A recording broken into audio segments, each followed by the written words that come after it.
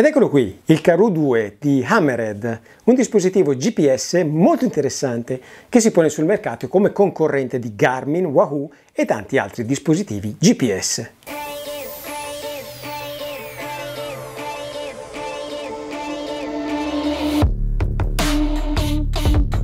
Quello che salta subito all'occhio è la grandezza dello schermo a colori da 3.2 pollici, 292 pixel per pollice e con ben 16.7 milioni di colori.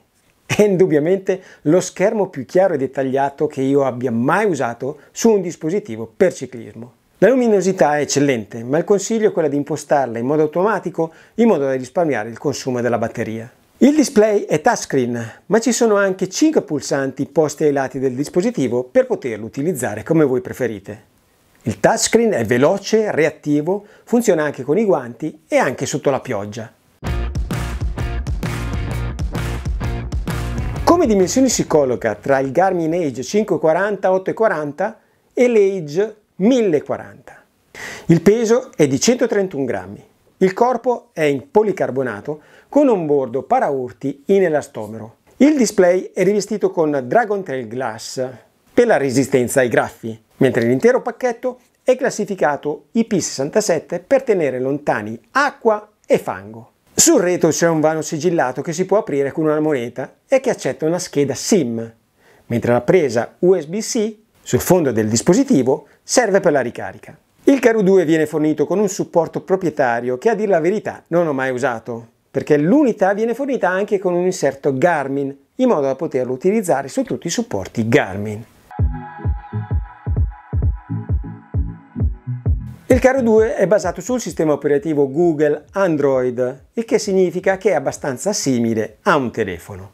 È stato concepito per ricevere aggiornamenti regolari, la frequenza è di circa 2 settimane, quindi spesso vi trovate delle piacevoli sorprese installate gratuitamente. Vedete, qua sta installando degli update, ho acceso il dispositivo e immediatamente sta installando gli update. Chissà quale sorpresa ci sarà. L'installazione prima di partire, vedete, mi ha cambiato il layout, adesso i quadrati sono più rotondi, sono più smussati gli angoli, quindi ho anche un nuovo layout, una nuova schermata, una nuova visualizzazione di tutti i miei parametri. Sono belli gli update automatici frequenti perché non si sa mai quello che ti capita. Il processore è un quad-core con 32 GB di memoria. È un intero mondo di connettività. Bluetooth, ANT Plus per gli accessori, GPS, Wi-Fi, 3 e 4G per la connettività dati mobile, sensore di movimento per la navigazione e così via. La connessione ai sensori come cardiofrequenzimetro e trasmissione elettronica, per esempio, è stata istantanea, senza riscontrare alcun problema di connettività. Vediamo se trova il misuratore di potenza. Sensor. Ah, l'ha beccato il quark. Ok. Addirittura mi ha notificato il basso livello di batteria del power meter, cosa mai vista sul Garmin Age 530 e 540. L'avvio del sistema è un po' lento, ma per ottimizzare i tempi basta accenderlo mentre vi cambiate prima di uscire in bici.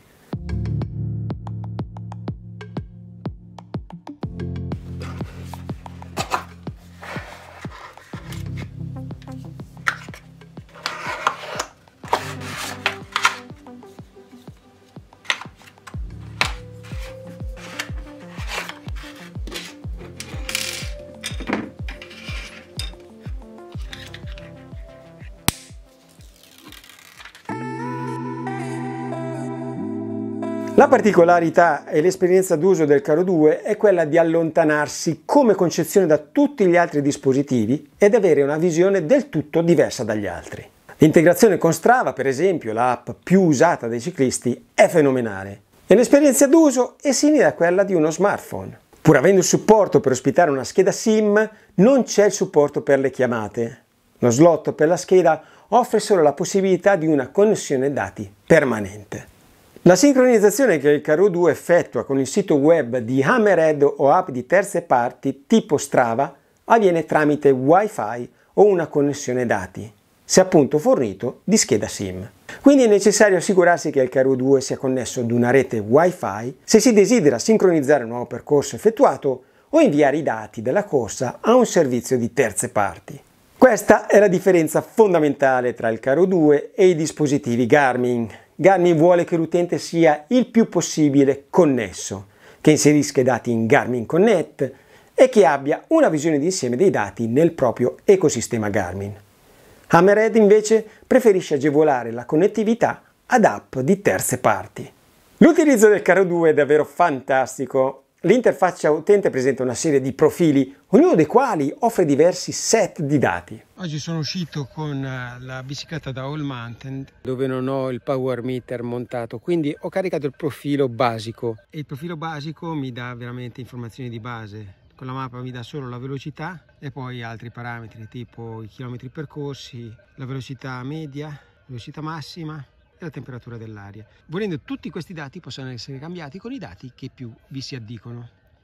Vedete, questo è il profilo basico, poi c'è quello con il cardiofrequenzimetro, avrei potuto usare questo, vediamo se cambiandolo, eccole qua, ho delle diverse informazioni all'istante. Quindi anche andando sulla mappa adesso ho velocità più battiti cardiaci, molto bello, e tante altre informazioni in più.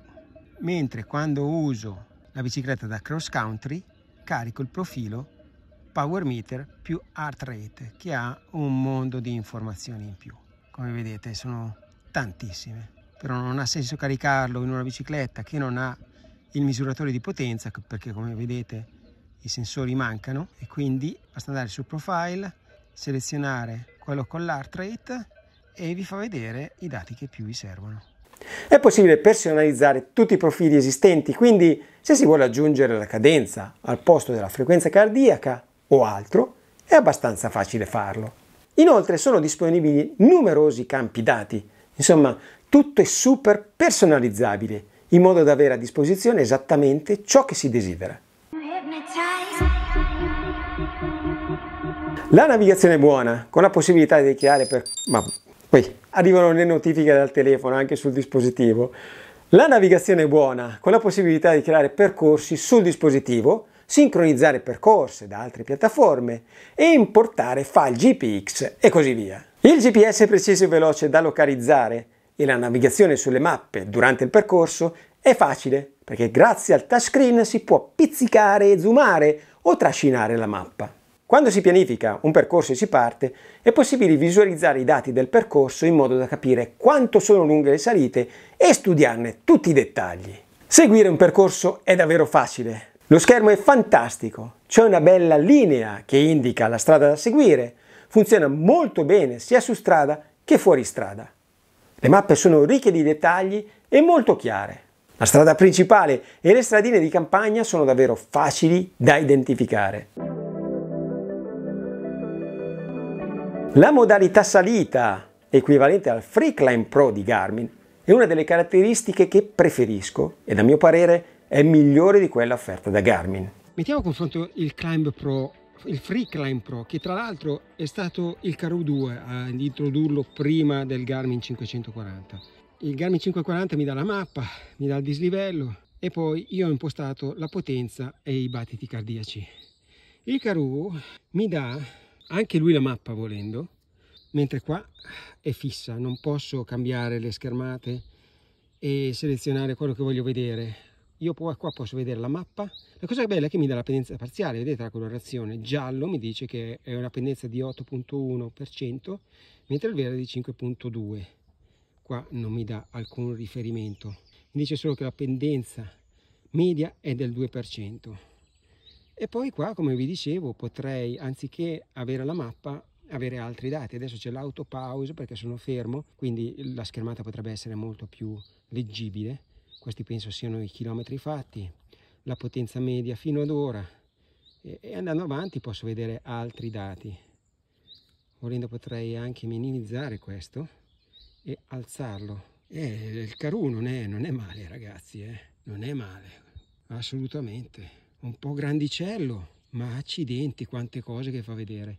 E poi è bello avere la possibilità di switchare diversi dati in base alle esigenze. E quello che ho notato è che il Free Climb Pro è molto più dettagliato qua sul Karoo 2, ragazzi, che sul Garmin. Quindi onestamente non so quale utilizzerò all'Appenninica. Devo ancora decidere. Bene, sono arrivato a casa, salvo la traccia. Cosa mi dà? La distanza fatta, la velocità media fatta, il dislivello fatto, 162 metri, e i battiti cardiaci medi. Come vedete c'è subito l'upload a Strava disponibile. Altre opzioni sono quelle relative alla velocità, velocità massima, media, dislivello, ascesa, discesa e battiti cardiaci massimi e medi. Salvo e il gioco è fatto. Per quanto riguarda la durata della batteria, Hammerhead dichiara un'autonomia che va tra le 7 e le 14 ore. Il 30% di carica si ottiene dopo 30 minuti di collegamento e sono necessarie 3 ore per ricaricarlo completamente. Attenzione, perché la batteria si può scaricare rapidamente se si ha la luminosità dello schermo al massimo, i sensori tutti accesi, se si sta seguendo un percorso, e qua continuano ad arrivare notifiche. I sensori sono accesi, si sta seguendo un percorso e si stanno utilizzando altre funzioni del dispositivo. Non ce la faccio più! Ma con alcuni accorgimenti e seguendo i consigli dell'azienda sul sito web è possibile estendere la durata fino a 14 ore. In conclusione, essendo un dispositivo basato sul sistema operativo Android, questo computer da bicicletta fa le cose in modo un po' diverso. Ma a meno che non siate davvero interessati a specifiche funzioni Garmin, l'offerta principale di Hammerhead è eccellente e non potrà che migliorare nel tempo grazie ai continui aggiornamenti. E con questo è tutto, vi saluto, vi ringrazio e ci vediamo alla prossima. Ciao!